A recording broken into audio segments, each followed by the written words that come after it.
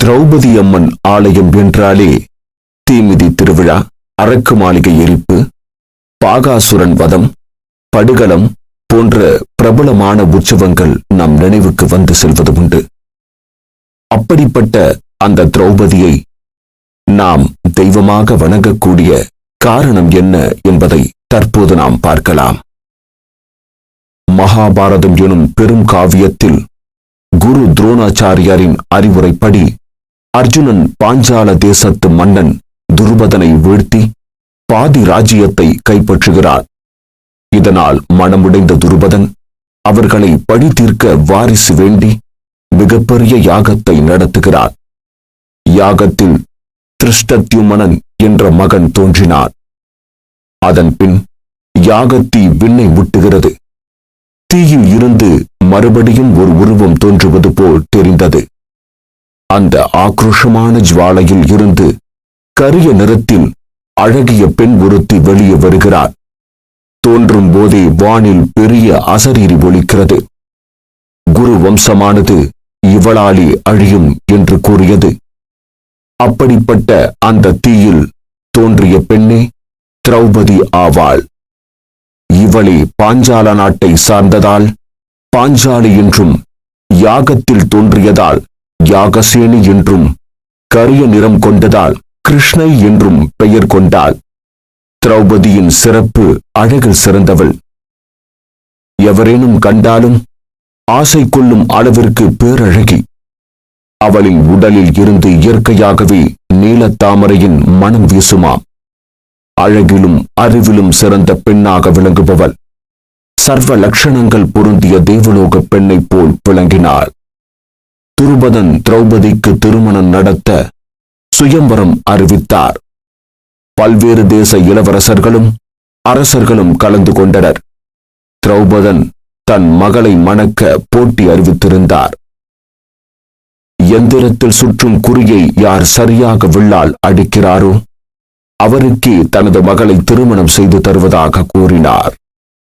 அர்ஜுனனோ போட்டியில் வென்றார். பாஞ்சாலியை மணக்க ஆயத்தமானார்.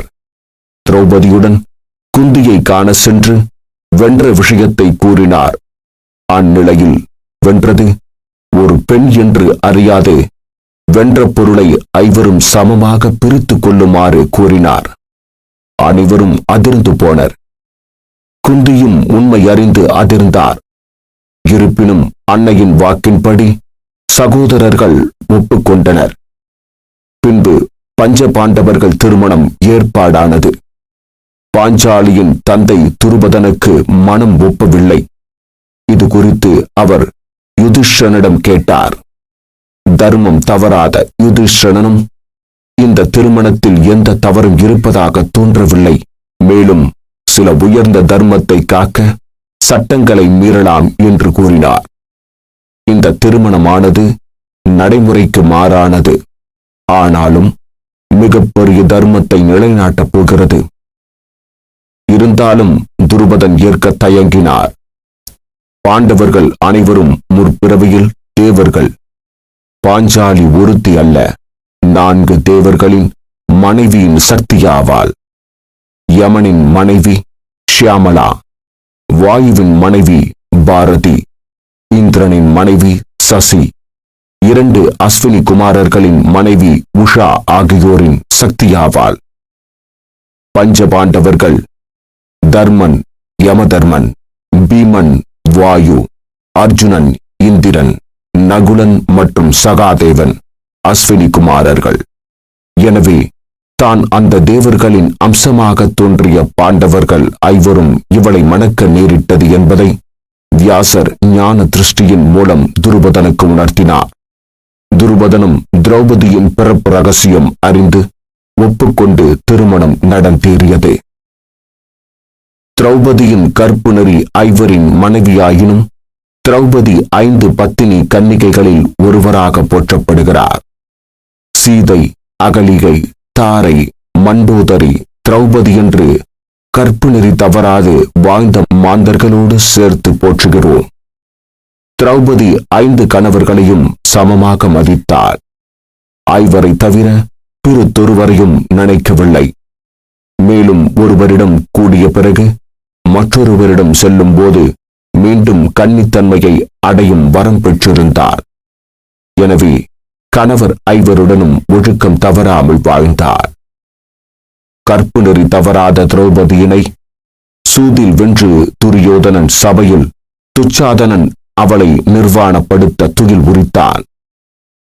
கிருஷ்ண பக்தியினால் அவள் காப்பாற்ற கிருஷ்ணனை அழைத்தாள்.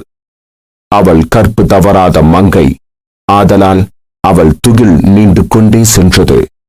மானம் காத்தருளினார் கிருஷ்ணர். தன் மானத்தை பங்கப்படுத்திய துச்சாதனின் மார்பின் குருதியை தன் தலையில் பூசும் வரை கூந்தலை வாரி முடியேன் என சபதம் எடுத்தார். தன் தொடையில் அமரச் சொன்ன துரியோதனின் தொடை நொறுங்கும் வரை தனது சினம் தீராது என சபதம் மேற்கொண்டாள். அதன்படியே மகாபாரத யுத்தம் மூண்டு கௌரவர்கள் அனைவரும் மாய்ந்தனர். திரௌபதி என்கின்ற பத்தினி தெய்வம் பல்வேறு இன்னல்கள் வந்த போதிலும் தன் கணவர்கள் ஐவருக்கும் உறுதுணையாக நின்று கௌரவ வம்சத்தை அழித்து தன் தர்மத்தை நிலைநாட்டினார்.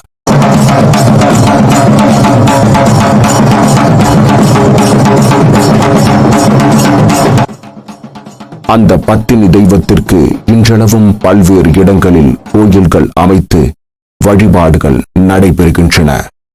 பக்தி, கற்பு, பெண்ணியம் மற்றும் ஒழுக்கத்திற்கு சான்றாக விளங்கிய அந்த மகா சக்தியே திரௌபதி அம்மன் ஆவாள்.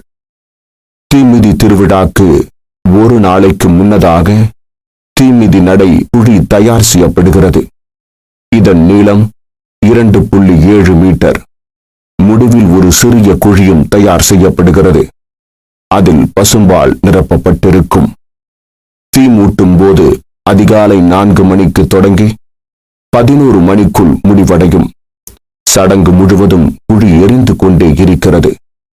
வழிபாட்டிற்கு பிறகு தீமிதியில் பங்கேற்கும் அனைத்து பக்தர்களும் தங்கள் மணிக்கட்டில் சிறிது மஞ்சள் மற்றும் செவ்வாழை அல்லது வேம்பு இலையுடன், அதாவது காப்பு என்று சொல்லப்படுகிறது, கோவிலின் தலைமை அர்ச்சகர் முதலில் பூங்கரகத்தை சுமந்து கொண்டு முதலில் தீக்குழியில் இறங்குகிறார்.